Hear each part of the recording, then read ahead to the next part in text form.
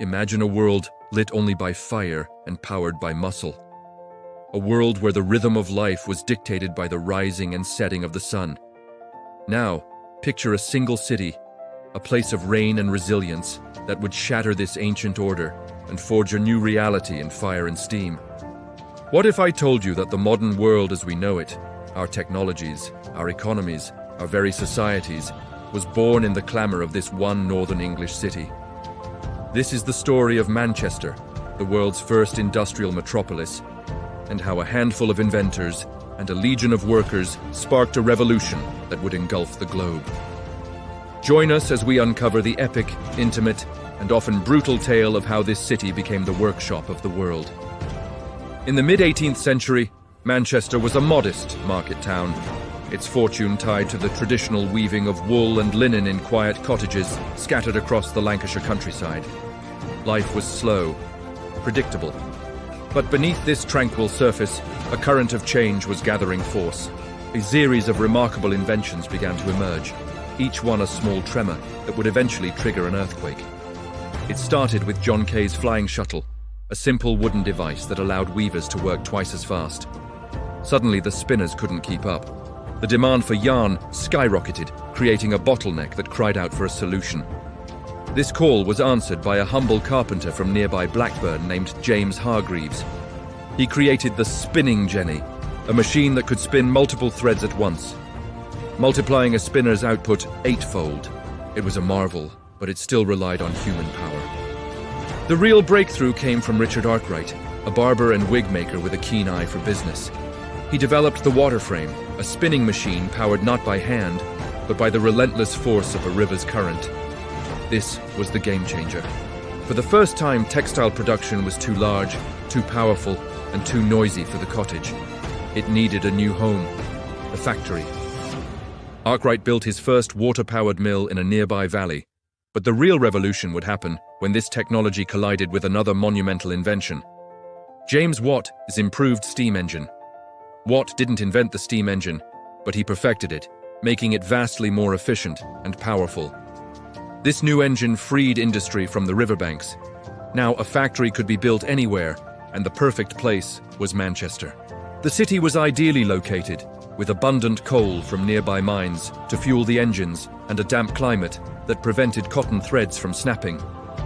A network of newly constructed canals, like the pioneering Bridgewater Canal, acted as arteries, pumping raw cotton in from the port of Liverpool and carrying finished textiles out to the world. The transformation was breathtakingly fast. Manchester exploded. Its population soared from 17,000 in the 1760s to over 300,000 by the 1850s. The skyline, once dominated by church spires, was now a dense forest of brick chimneys, each one belching a column of black smoke into the perpetually grey sky. The city became a magnet, drawing in tens of thousands of people from the countryside and from as far away as Ireland, all chasing the promise of work and a new life. They crammed into hastily built back-to-back houses, entire families living in a single damp room. The air grew thick with coal smoke. The rivers ran black with industrial dye and human waste. The constant, deafening roar of machinery became the city's heartbeat. Inside the factories, known as dark Satanic mills, the human cost of this progress became terrifyingly clear. Men, women, and children worked grueling shifts, often 14 to 16 hours a day, 6 days a week. The work was repetitive, dangerous, and mind-numbing. The air was thick with cotton dust that clogged the lungs, leading to a condition known as brown lung. Machines were unguarded, and horrific accidents were commonplace, with workers losing fingers, limbs, or even their lives. Children, some as young as 6, were prized for their small size, able to crawl under the massive looms to fix broken threads while the machines were still running. Their childhoods were sacrificed at the altar of production. This new urban world was a landscape of stark contrasts. Immense fortunes were made by a new class of industrial capitalists, the Cotton Kings. They built grand villas in the leafy suburbs, far from the smog and squalor of the city centre. They funded magnificent public buildings, like the Town Hall and the Royal Exchange, symbols of their wealth and civic pride. Manchester became a hub of innovation, not just in technology, but in economic theory. It was the home of the Manchester School of Free Trade Economics, which argued that government should not interfere with the market. This philosophy, while fueling unprecedented growth, also justified the brutal exploitation happening just down the street. The city became a paradox, a place of incredible creation and incredible suffering, of dazzling wealth and abject poverty living side by side. The sheer scale of the misery was overwhelming. Friedrich Engels, the son of a German textile manufacturer, lived in Manchester in the 1840s and was so appalled by what he saw that he wrote, "The condition of the working class in England." His observations of the city's slums and the plight of its workers would profoundly influence his collaborator, Karl Marx, and shape the course of world history. Manchester wasn't just producing cotton, it was producing the very ideologies that would define the next century: capitalism and communism.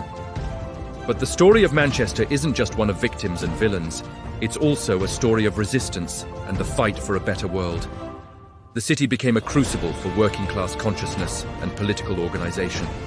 Workers began to form unions, demanding better pay, safer conditions, and shorter hours. They organized strikes and protests. In 1819, a massive crowd of 60,000 people gathered peacefully at St. Peter's Field to demand political representation.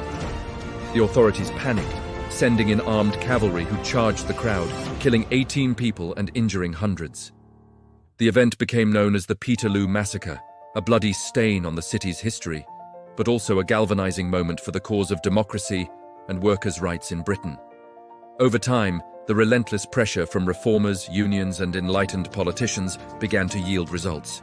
A series of factory acts were passed throughout the 19th century, gradually limiting child labor, reducing working hours, and introducing basic safety regulations. The city itself began to address its public health crisis, building sanitation systems and creating public parks. The very problems created by industrialization spurred the innovations that would solve them. Manchester pioneered not just the factory system, but also the modern trade union, the cooperative movement, and the fight for universal suffrage. Looking back, the Manchester miracle was a double-edged sword.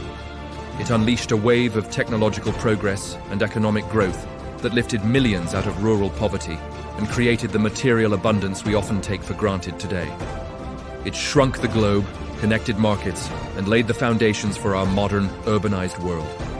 Yet, it came at a staggering human and environmental cost. It created new forms of poverty, inequality, and exploitation, and set humanity on a path of fossil fuel consumption that we are still grappling with. The story of Manchester is a powerful, cautionary tale. It's a reminder that progress is never simple, and that technological revolutions always have profound social consequences. The towering chimneys may now be silent, the great mills converted into trendy apartments and offices, but the legacy of industrial Manchester is all around us. It lives on in the clothes we wear, the cities we inhabit, and the economic systems we navigate. It echoes in the debates we have today about automation, globalization, and the rights of workers in a rapidly changing world. The city that was once the workshop of the world is now a monument to the awesome and often terrifying power of human ingenuity. Thank you for joining us on this journey through history. If you found this story as fascinating as we do, please consider liking this video and subscribing to our channel for more deep dives into the events that shaped our world. Let us know in the comments what you think was the most significant legacy of the Industrial Revolution. Thanks for watching.